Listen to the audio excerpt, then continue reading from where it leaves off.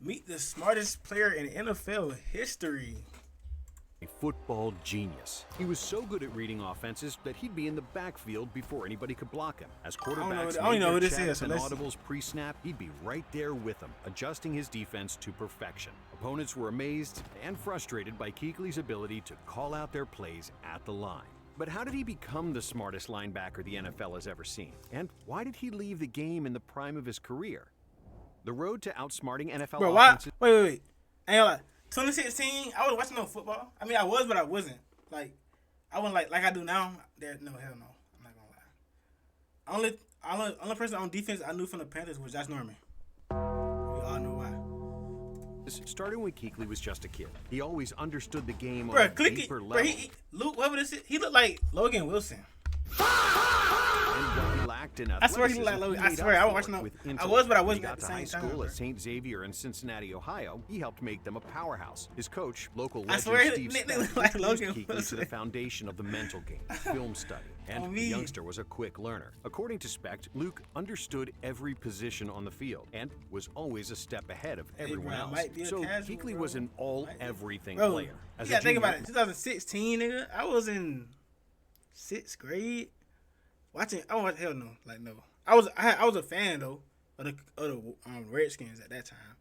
But I wasn't watching football like I do beating now. St. Xavier to a 15-0 record and a state title. Then, as a senior, establishing himself among the best high school linebackers in the country. But as college approached, his recruiting stock was low. You see, Kuechly was only 200 pounds soaking wet, and he wasn't yet the thumper bro. we knew him as in troll. the NFL. And because of I was that, a he was Commanders rated fan. as just a 3-star Damn, he went to recruit. Boston College? The number Oh, 44 that's outside tough. linebacker prospect in the class of 2009. But there was some interest, and Kuechly's choice came down to 4 academic powers: Stanford, Duke, Virginia, and Boston College. He eventually went to BC because it was a Catholic institution similar to St. Xavier, and a pipeline for a lot of St. X players before Luke, so it just made sense. But he still had to go out and prove himself. He said that early on, he got his teeth kicked in by his grown man teammates. I went in there, I was 18 years old, playing against guys that are 22, 23. You get your teeth kicked in and you figure out how bad you want to do it. Fortunately, while that was happening, he was being schooled on how to play the college game by a I'd great be so tutor. mad I get my Wes teeth Davis kicked was a in, bro. defensive back at BC, and he sat with Kuechly in the film room for hours on end and showed him how to break down an opponent. And in almost no time, Kuechly's powers of observation were superhuman. Armed with that mental edge, he became a playmaker from his outside linebacker position.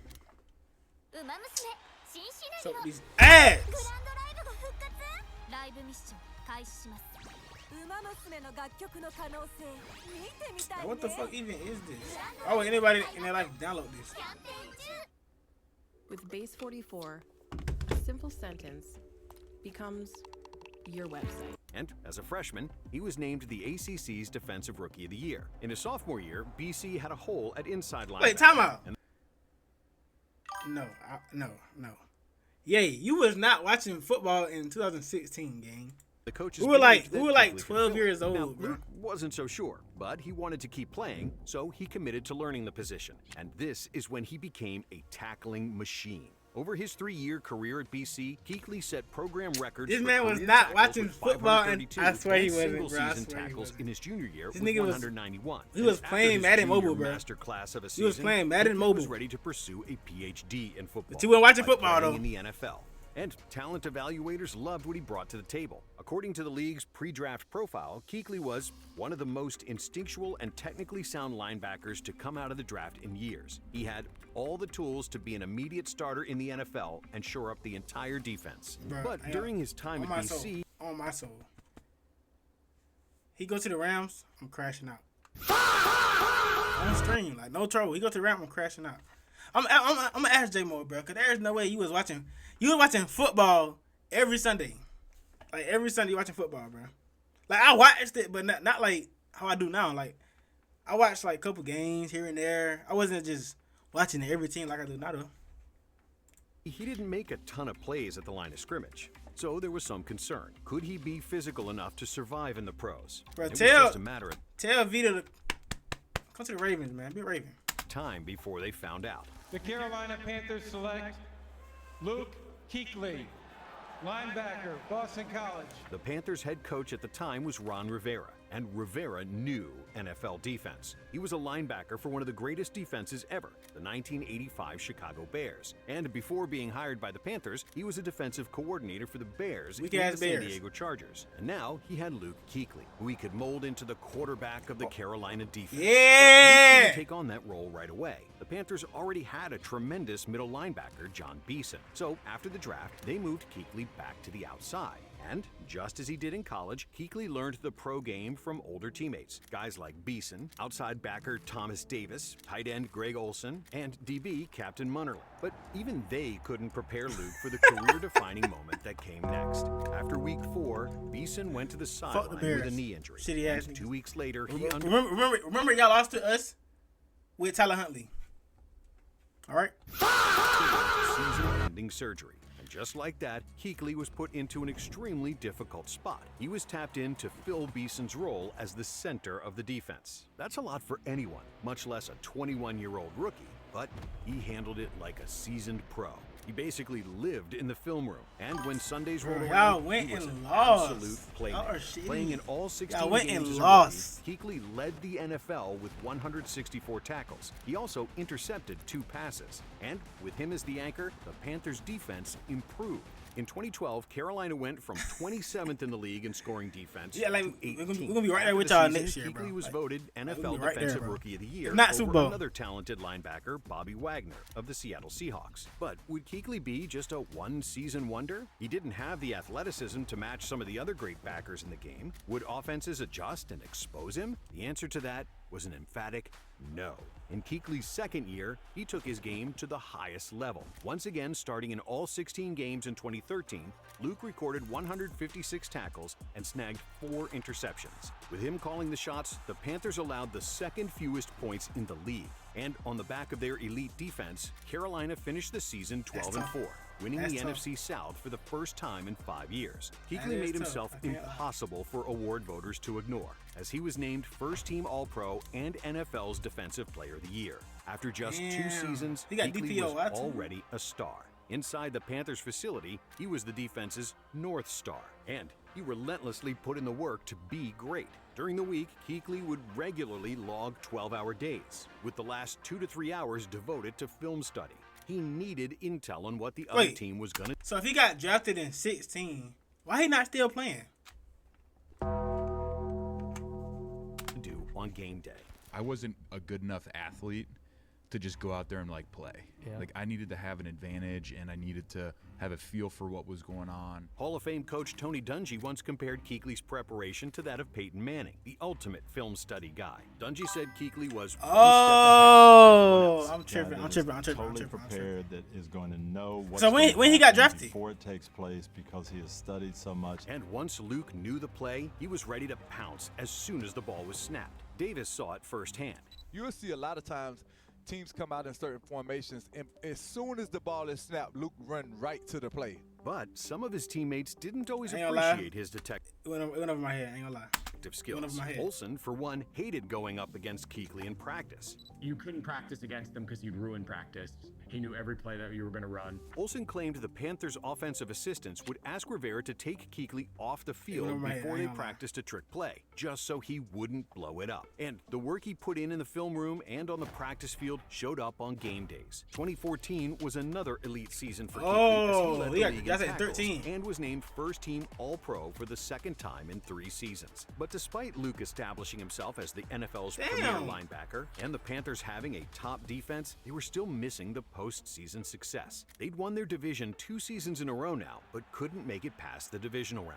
Then, in 2015, everything changed. The Panthers were peaking as a team. On offense, Cam Newton had an MVP season, and on defense, Luke Kuechly was as good as ever. No. It was not Kuechly. It was Josh Norman. All right. Thanksgiving Day, his football genius was on full display for a national audience Josh against Norman, the Cowboys. Late in the second quarter, the Panthers had a blitz call on, but Thomas Davis showed it too early. Cowboys QB Tony Romo responded by calling an audible. Kuechly countered that by changing the defense. Then came one of the signature plays of his career. As Romo dropped back to pass, Kuechly ran with tight end Jason Witten down the middle. Then, anticipating where Romo was going with the ball, he broke off the coverage and took an interception to the house. So he cut right down the hash, and I'm like, that's not a route. So then, like, you push through that, and then that guy ran a sit, and I was like, I'm just gonna jump. I'm gonna jump the dig and hope they run a dig. Kuechly intercepted Romo on the Cowboys' next series too, showing America what Panthers fans had seen his entire career. A player capable of outsmarting even veteran quarterbacks. The Panthers were a juggernaut that season, finishing the year 15-1 as the best team in the NFL. They did go 15-1. They did that shit. I hate the Panthers. I ain't gonna lie. What's up with this fucking ad, bro? The weak ass ad. Only person playing that game is D, literally. Set your mind to rewind with throwbacks from Disney Plus and Hulu. Oh. On top of that, they finally had success in the playoffs. First, beating the Seahawks in the divisional round in a game where Kuechly had 11 tackles and a pick six.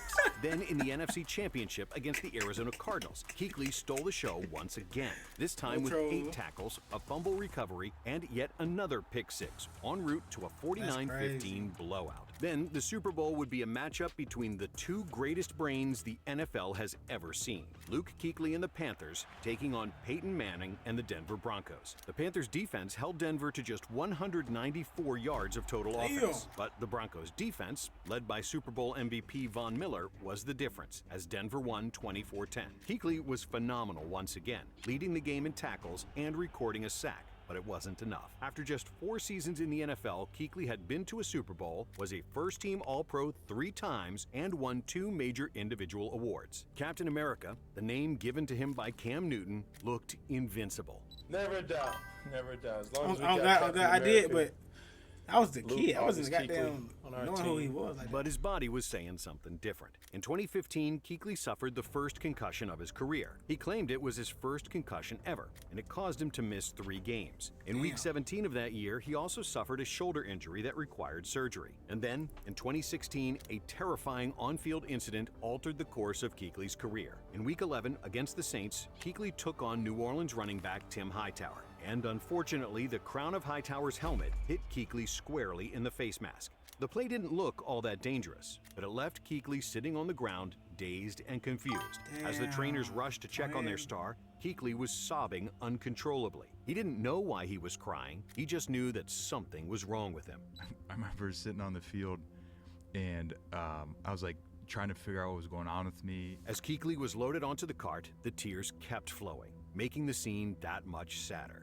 All around pro football, people were heartbroken as they watched, fearing that this could be the end for one of the game's brightest stars. Doctors diagnosed Kuechly with a grade 3 concussion, the most severe. He missed the final 6 games of the 2016 season while he was kept in the NFL's concussion protocol.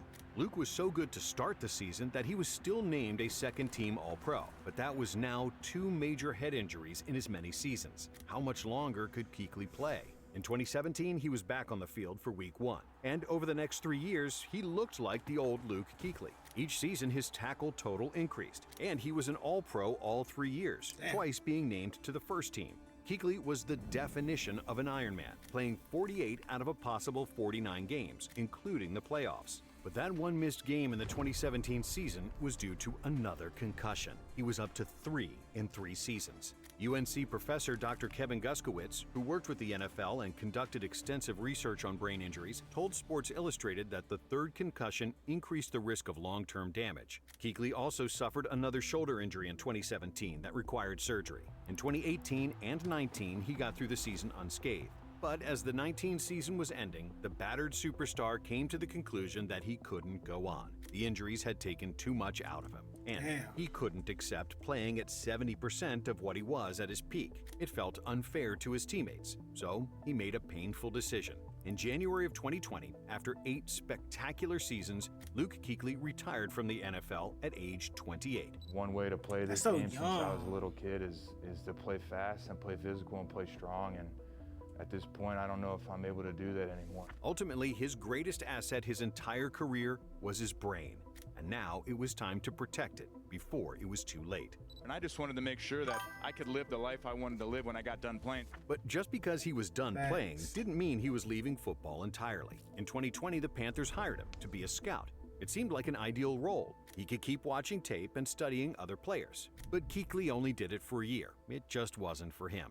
Then came an opportunity that took him full circle, teaching ball to a new generation of players. He became an assistant coach for a middle school football team in Charlotte, alongside former teammates Greg Olson and Jonathan Stewart. Then, in 2022, Kuechly rejoined the Panthers organization, but in an entirely different capacity. This one allowed him to make fans smarter. He was hired as a part-time color commentator on the team's radio broadcasts. From the booth, he could diagnose plays in real time and impart his vast football wisdom. Then, in January 2025, as he finished his third season behind the mic, he was named as a finalist for the Pro Football Hall of Fame in his first year of eligibility. And while he wasn't made a Hall of Famer this time around, there's no doubt that his resume is worthy of a bust in Canton. He was an All-Pro in every season of his career except for his first, when he won Defensive Rookie of the Year. He was a Defensive Player of the Year, and perhaps his greatest accomplishment is that he's unanimously known as the smartest defensive player to ever lace him up. If you enjoyed this video, stick with Blitz. Subscribe. Hold on, before I end this video, let me fact check that, bro.